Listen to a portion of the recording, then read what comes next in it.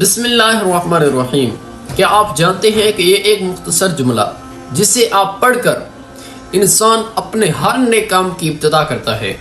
اور کیا آپ نے کبھی غور کیا کہ اللہ تبارک و تعالی نے قرآن مجید کا آغاز بھی اسی مبارک کلمے سے کیا؟ اگر آپ بسم اللہ کا حقیقی مفہوم سمجھ جائیں نا تو آپ کی زندگی کا انداز بدل جائے گا۔ سنیے، اس کا ترجمہ بہت ہی مختصر ہے اور بہت ہی پیارا ہے کہ اللہ کے نام سے شروع جو نہایت مہربان، ہمیشہ رحم فرمانے والا ہے۔